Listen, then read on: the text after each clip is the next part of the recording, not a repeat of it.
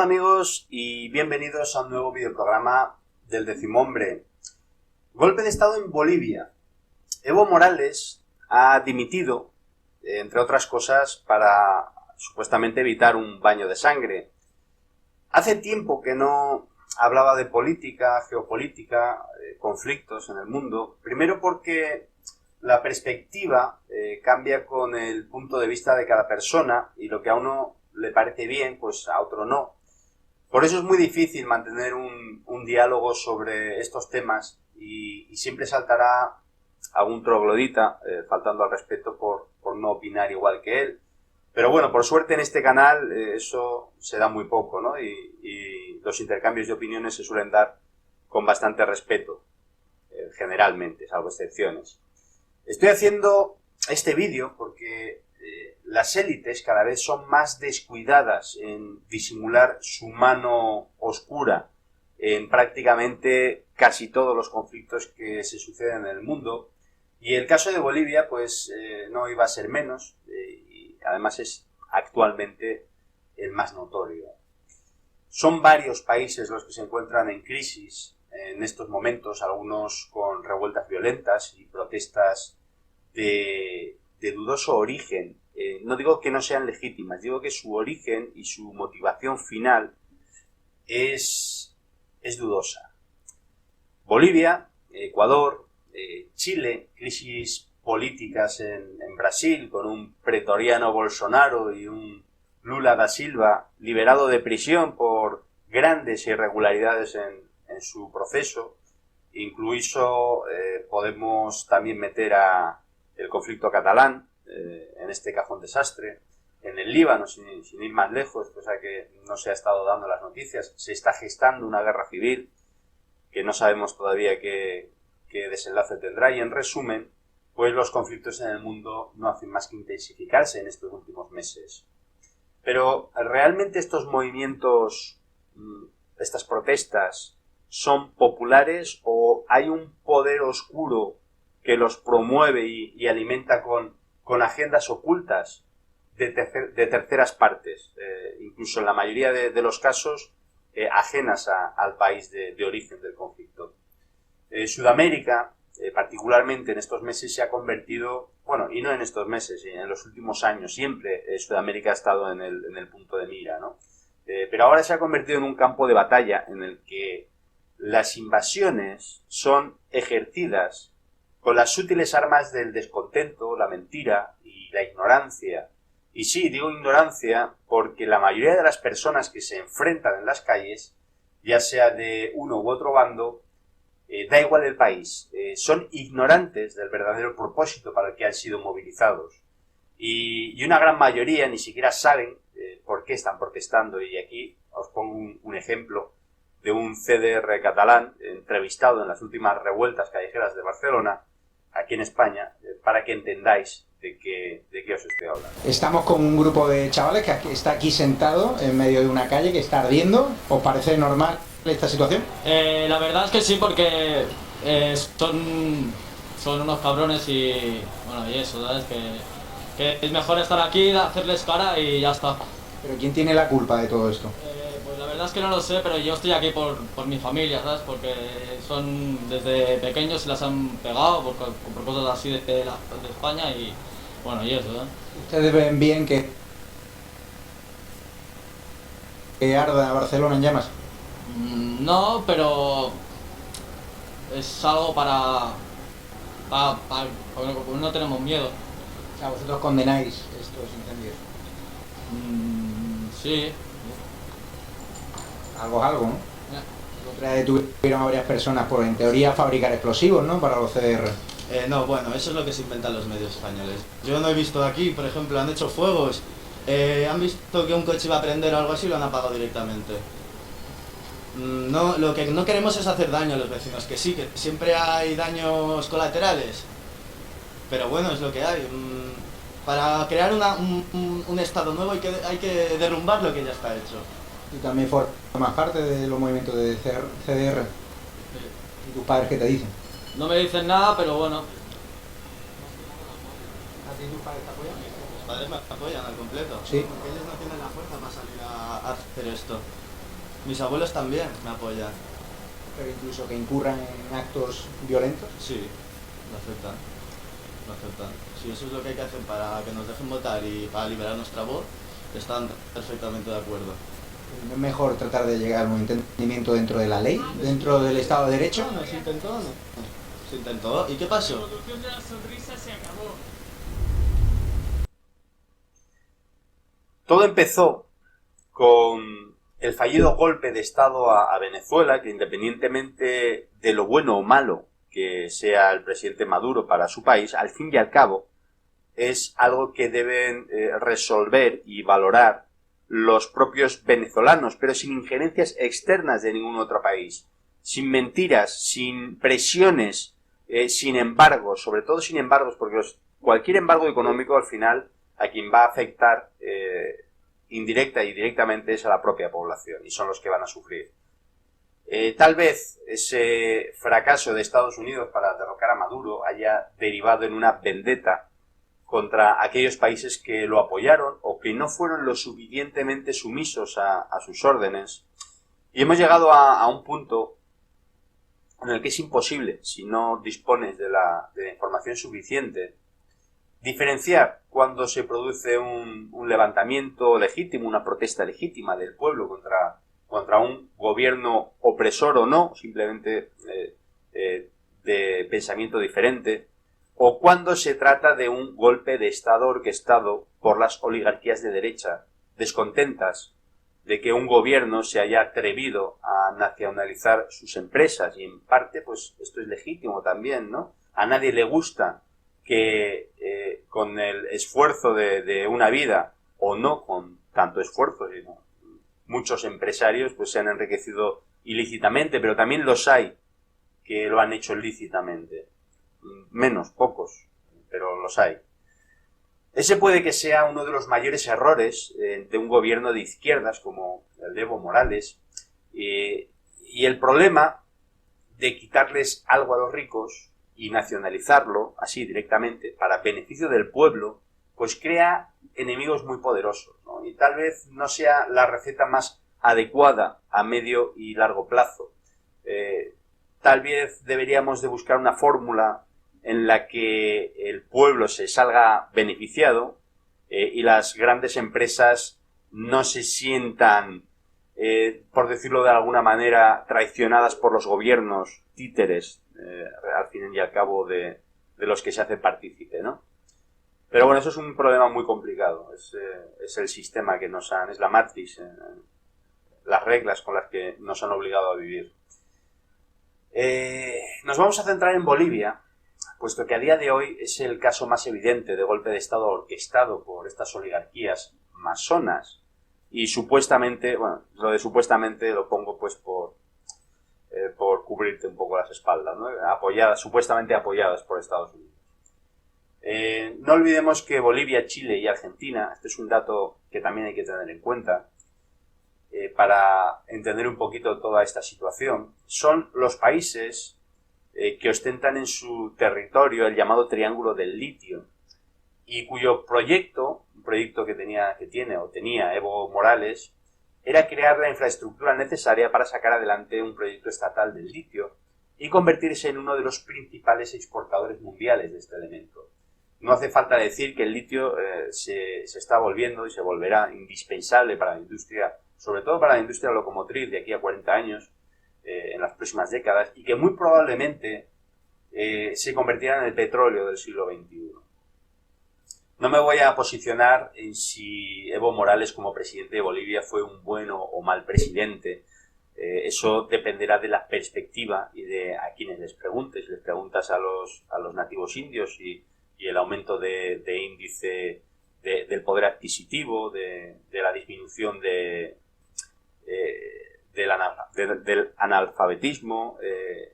Ha hecho muchas cosas por digamos, las bases de Bolivia, las bases de la población, pero claro, eso ha perjudicado a las grandes riquezas, ¿no? del país. Las élites mundiales realmente son quienes gobiernan, y si algún presidente de algún país se sale demasiado del redil o no termina de pasar por el aro, pues de seguro que tendrá problemas, ¿no? cierto país se ha especializado en la confección y protocolado de cómo hacer un golpe de estado blando en cualquier región del planeta, o al menos cómo crear inestabilidad en un país objetivo, pues usando a los sectores descontentos con el gobierno de turno, que inevitablemente siempre existen. Siempre va a existir, por muy bueno que sea el gobierno, por muy bien que haga las cosas, siempre va a existir un grupo de población que no va a estar de acuerdo. Y eso es inevitable. Es la naturaleza humana de diversificar ideas y opiniones y puntos de vista.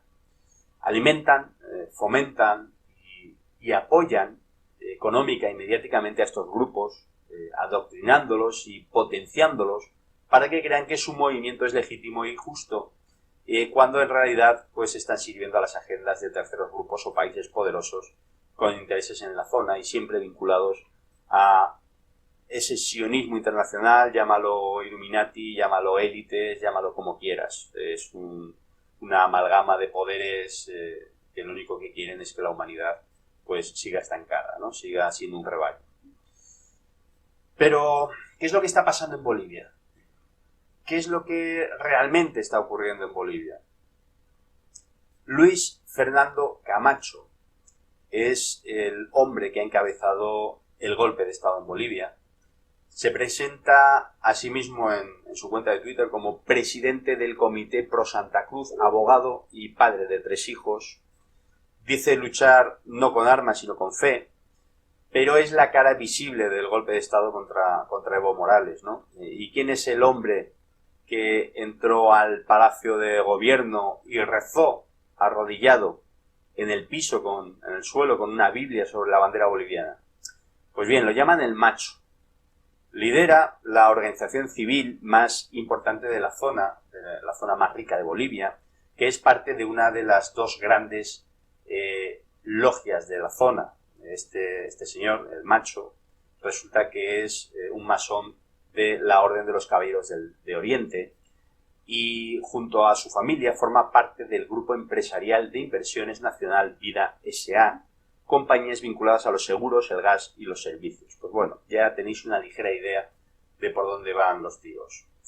Tiene 40 años, es abogado de la Universidad Privada de Santa Cruz de la Sierra e hizo una maestría en Derecho Financiero y Tributario en la Universidad de Barcelona.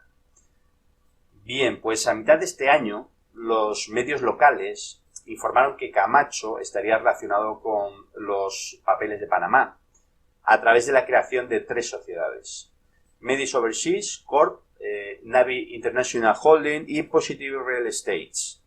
Habría operado como intermediario para coayudar a personas y empresas a esconder sus fortunas en entidades offshore, lavar dinero y establecer esquemas de evasión de impuestos. Así se recoge en el informe que elaboró la Comisión Legislativa que investigó el tema y que se presentó en septiembre de 2017. Entonces, Camacho dijo que buscaban amedrentarlo y dijo que yo no me voy a callar, voy a seguir manteniendo el discurso. Esto es lo que declaró. Pero para el politólogo y analista boliviano Marcelo Arequipa, Camacho pertenece a una línea familiar histórica en Santa Cruz de una élite que siempre ha manejado el poder cívico y el poder territorial. Y relató que la situación actual en su país es como si se hubiera regresado al siglo XIX. Dice que es la Biblia lo conservador y la apelación a las élites económicas anteriores. Por otro lado, para Hugo Sils, politólogo y exministro de Autonomía en Santa Cruz, dice que Camacho forma parte de una familia acaudalada de la zona y precisa también que antes cada usuario le costaba de $1.000 a $1.500 conectarse a la red de gas. Esa era una de las empresas de su familia. Hoy todo eso es gratuito por la política de nacionalización, donde el gas es un recurso que los bolivianos han recuperado para su economía. Pues esto lo relata, así se relatan algunos de los intereses secretos, bueno, no secretos, porque no son secretos, ¿no? Eso allí lo saben perfectamente, del clan de Camacho, ¿no? Que fueron tocados por el gobierno de Morales. Es lo que decía antes: si tocas a los poderosos, a los influyentes, pues eso va a tener repercusiones. A lo mejor habría que ser algo más inteligente para evitar estos problemas a medio o largo plazo con estas élites, ¿no? Porque al fin y al cabo sabemos lo que hay, pero bien. ¿Y qué más sabemos de este hombre, de este masón de la Orden de Oriente? Pues en su juventud, Camacho fue vicepresidente de la Organización Juvenil Cruceñista, la UJC, una organización cuyo lema es: no somos violentos, somos pacíficos, pero tampoco somos cobardes. Y que se organiza bajo el hashtag Dios volverá al palacio. Siles, el politólogo, define este hecho y dice que son un grupo de choque violento. Históricamente han hecho uso de la fuerza. Esto es lo que dice el politólogo Siles sobre este movimiento, ¿no? Sobre esta organización. Luego los jóvenes también son parte de la organización mayor que ahora preside Camacho y que entre 1981 y 1983 lideró su padre, el Comité Pro Santa Cruz. También Camacho lo preside este comité desde febrero de este año. Se trata de una organización que nuclea diferentes entidades vecinales, zonales, empresariales, de trabajadores de una de las zonas más ricas de Bolivia. Digamos que esta región produce el 70% de los alimentos del país y tiene un enorme potencial energético e hidrocarburífero que tras la nacionalización de Morales en 2016 pues está hoy en manos del Estado. Según los datos oficiales del Instituto Nacional de Estadística de Bolivia, el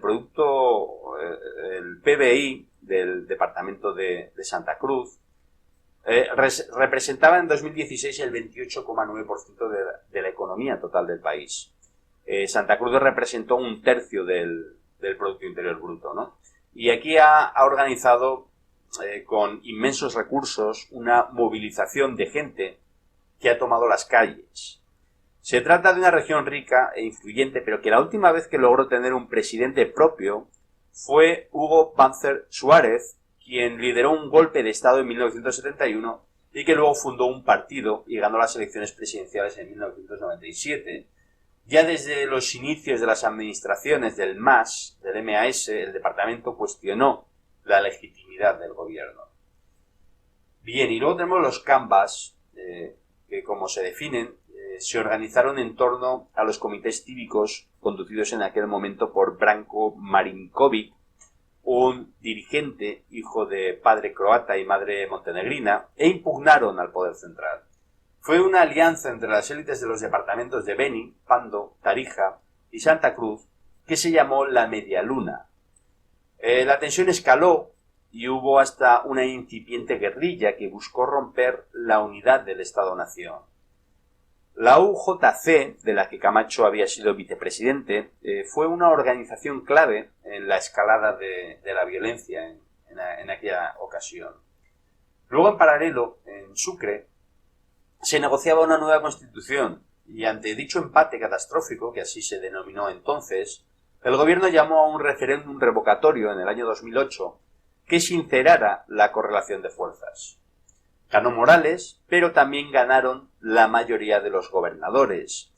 Sin embargo, la masacre de campesinos en el Porvenir en septiembre de 2008 terminó por inclinar la balanza a favor del gobierno central y obligó a los sectores más rebeldes a sentarse a la mesa de negociación.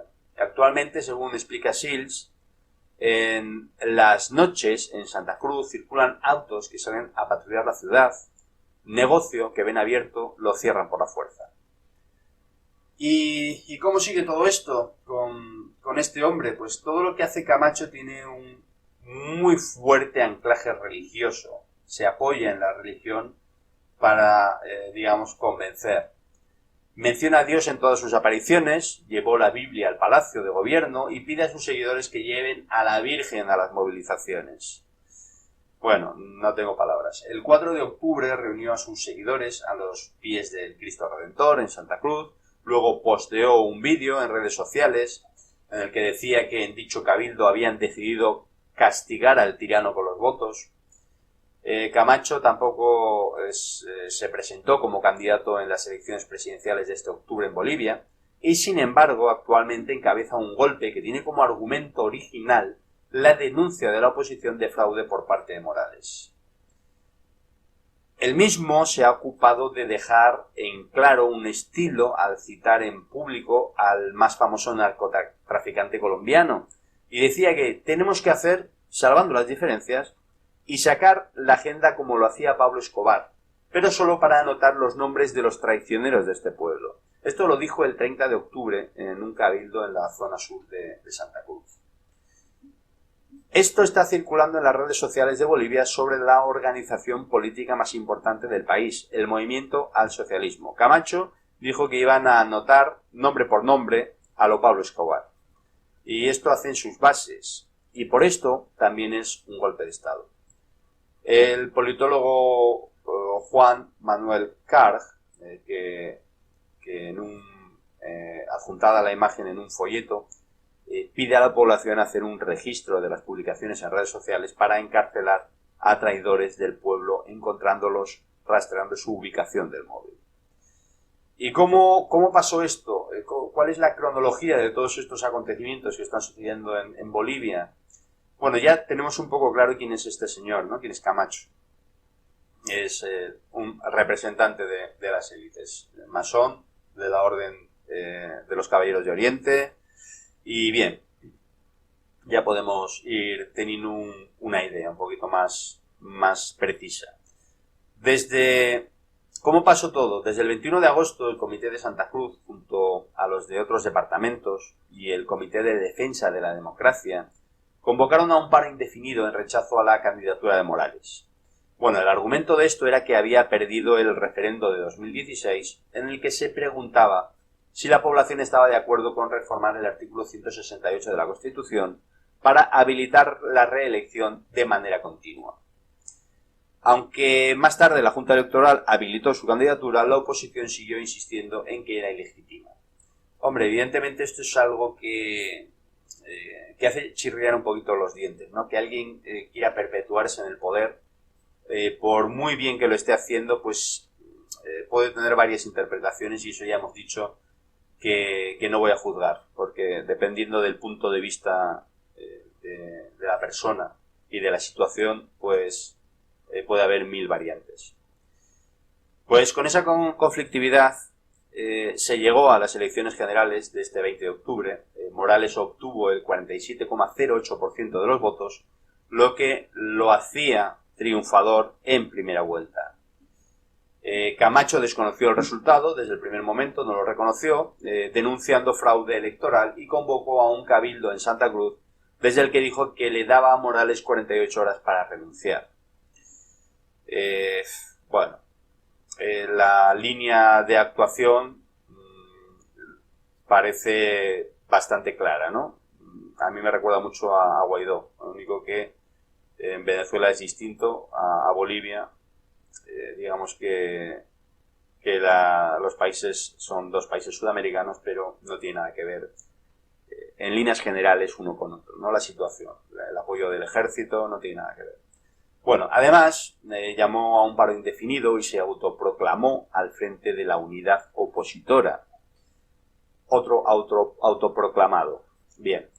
En ese momento se puso por encima de Carlos Mesa, quien obtuvo el segundo puesto en las elecciones generales con el 36,5%, e incluso por encima del senador cruceño Carlos Ortiz, que sorpresivamente solo obtuvo el 4,2% de los votos.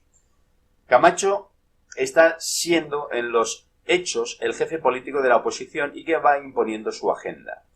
Ha hecho uso de lo que se llama la espectacularización de la política, ha utilizado las pantallas de una manera perfecta, y pues estas palabras son de otro politólogo, Arequipa, que según él pues logró sumar el discurso de Ortiz, una derecha tecnocrática, con el del coreano pastor evangélico Chi Yun-chung, que obtuvo un sorpresivo 8,77% de los votos en las elecciones de octubre.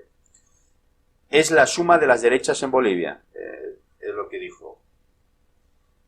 Pues bien, después de las 48 horas que dio Camacho para que Morales renunciase, pues convocó a un nuevo cabildo y dio a conocer una carta en la que redacta la renuncia del entonces presidente.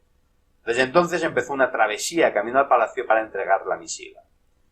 En el medio, la Organización de Estados Americanos, la OEA, denunció irregularidades en algunas actas y Morales decidió llamar a nuevas elecciones para buscar la paz. Pues bien, esta Organización de Estados Americanos también sabemos todos de qué lado está. No creo que haga falta decirlo. La influencia que tiene cierto país en esta organización y que la mayoría de los países que la integran, pues lo que hacen es asentir, ¿no?, con la cabeza. Y bueno, denunció irregularidades. Evo Morales dijo que iba a aceptar lo que dijera esta organización y, como dijeron que había irregularidades, dijo que habría nuevas elecciones. En principio todo correcto. Pero no bajó la tensión. Camacho seguía en dirección al Palacio, ese lugar en Plaza Murillo en donde trabajaba el Ejecutivo hasta agosto de 2018, que mudó sus funciones a la Casa Grande del Pueblo. Fue allí desde donde el gobierno de Morales, a partir de entonces, ejerció sus funciones. Sin embargo, el líder cruceño desconoció explícitamente eso y decidió ir al antiguo edificio. Es un mensaje más, dentro de muchos. Decía, es como un vacío de símbolos, están quemando huipalas, negando todos los avances sociales. Esto también lo dijo Arequipa. Son observaciones que hacen distintos politólogos y distintas personalidades de lo que está sucediendo en Bolivia. Finalmente esa fue la escena que sacudió al mundo ayer. Antes de ayer, todos estos días, lo último que está pasando.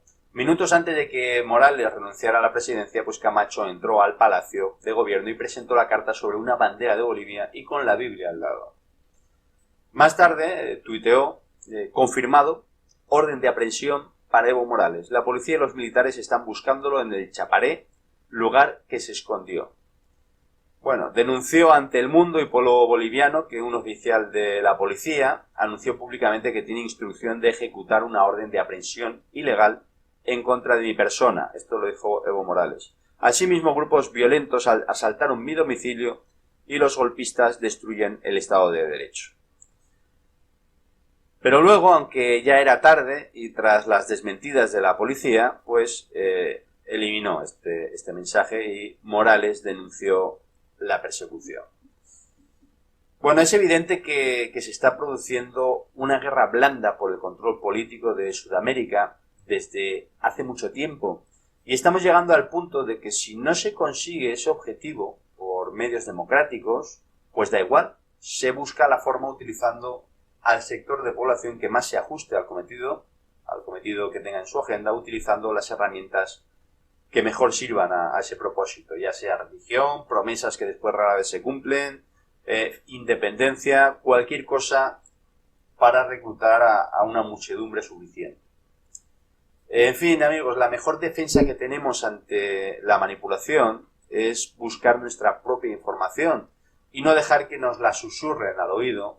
Por eso os animo a que no creáis, sino que os molestéis vosotros mismos, superéis esa pereza intrínseca que nos implanta esta Matrix, esa Matrix que nos dice que es más apetecible ver el Sálvame, el fútbol, el Gran Hermano, cualquier programa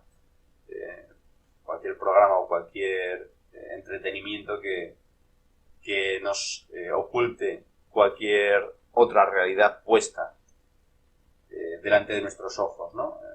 Es una realidad que nos ponen, ¿no? Nos entretienen para que no prestemos atención a las cosas que de verdad son importantes. Investigad, sacad vuestras propias conclusiones y no toméis parte de ningún bando, puesto que los bandos no solucionan problemas, habitualmente solamente los crean.